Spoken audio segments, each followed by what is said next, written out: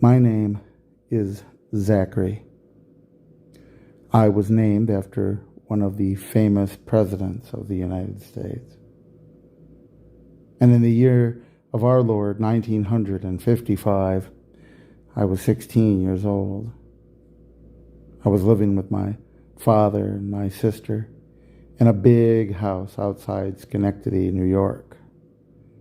Mom had passed away a few years before. Dad was a scientist, a genius, some said, well ahead of his time. He had worked on the Manhattan Project. He should have been working on something like the space program, but then he was involved in some sort of experiment he couldn't speak of in Philadelphia, after which he was changed. He was changed with a sense of foreboding or guilt, but also driven by a sense of something new, something just beyond his grasp. The kids from school like to tease me that my father was a mad scientist, and I suppose perhaps in some sense he was. The big house on the hill just outside Schenectady, where the wind would pummel and impale its way through the pines and the oaks and beat against the panels of the house. The attic full of centuries, it seemed, of dust. Fine particles, I imagined, from all of the decaying history of the human race around the globe. Given our location, I figured there were the remains of many colonials, many Red Indians, and I was sure somehow by the pattern of the wind and the streams of the ocean, at least one particle remaining of a single long-dead Egyptian pharaoh. Dad would spend his evenings up working in the lab, and we were absolutely verboten to go up there. But we were young and foolish, my sister and I, possessed of the singular sort of curiosity which drives children to be naughty and kills cats. One night, like so many, when Dad was working up in the laboratory, my sister must have made her way up there. I was laying in bed.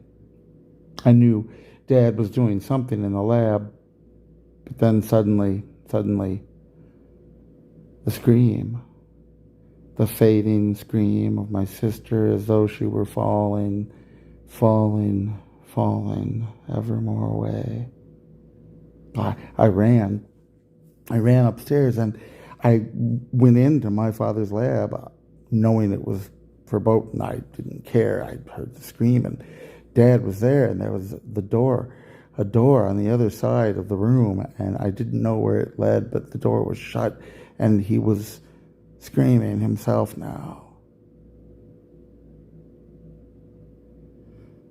I don't even know how that night ended, to be perfectly honest. I don't know how you restore yourself to any modicum of calm, and yet my sister was gone.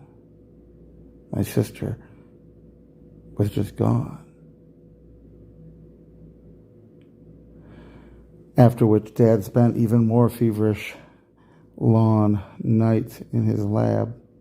I couldn't make out what he was doing, and I was practically a man, but I was not anywhere approaching his equal, not in his genius or perhaps in his madness. There was a search. There were things in the newspaper.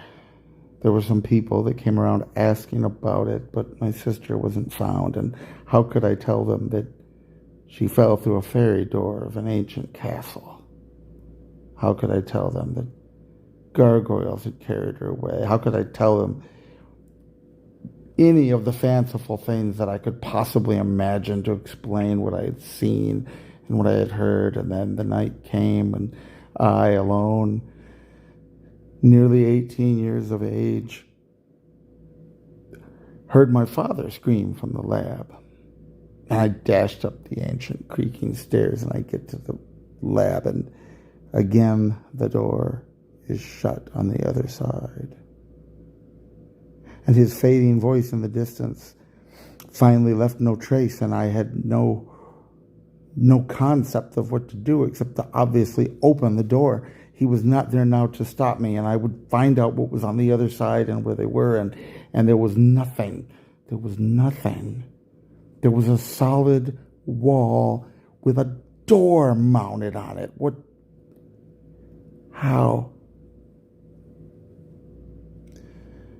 I was old enough that by the time they wrote Dad off as crazy and as possibly having done away with my sister and his madness and declared legally dead from his missing, that I was allowed to own the house, and I was allowed to inherit the surprisingly large fortune Dad had stored away in a bank, most assuredly from his work for the government or on the project that he wouldn't speak of.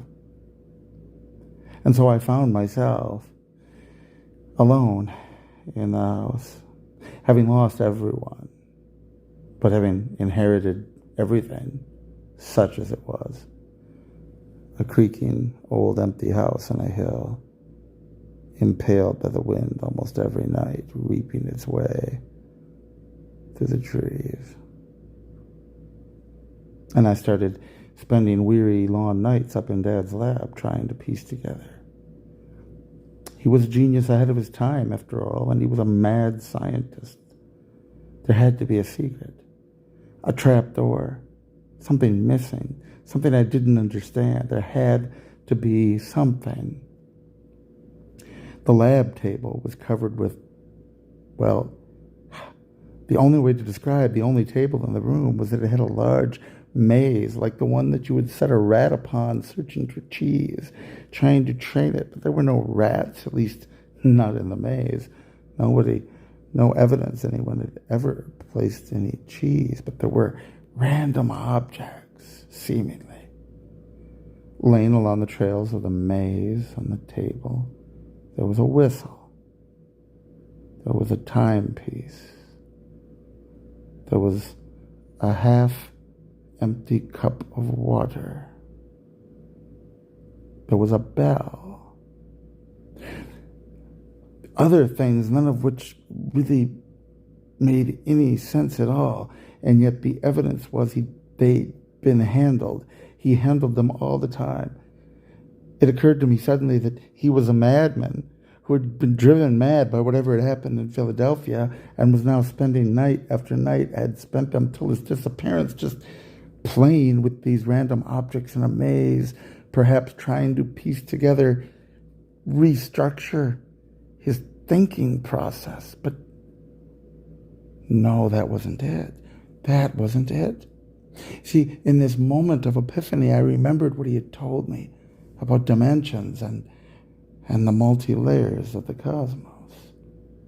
So if up and down and forward and back create dimensions, and time is an added dimension, then couldn't you, he thought, couldn't you find another dimension at an angle, at a jump, at a hop, at a random interval of chance, of motion, pierce the barrier that pinned us into this seemingly four-dimensional fabric and loosen it? And then I remembered, too, every decision we make, if we turn left on a street rather than right, affects destiny. Down the one course, we may die in a horrible accident. Along another course, we may live and have a happy life. Down one path, we may find true love in the eyes, the caught glance of a beautiful woman. And down the other, we might find madness and death. The seemingly random motion, movement, placement of objects, all of these strange objects in the maze, he was looking for an arrangement, for some pattern, for something to do with them, and then leap for the door and see if the door was now a door to somewhere. He was trying to find the combination to a cosmic lock. And good Lord, in all of the madness, it suddenly began to make sense. And I started spending, I don't even know how much time, playing with the objects. It must have happened. That is what accidentally had happened to my sister.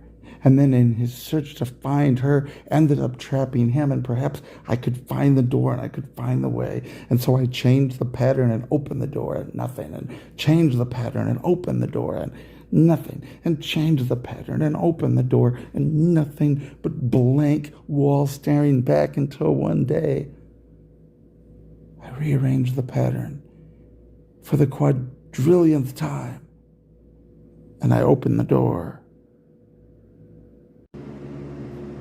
And down I fell, and down I fell, and down I fell. And I choked as I gasped and inhaled the fragments of so many colonials, Red Indians, and at least one Egyptian pharaoh.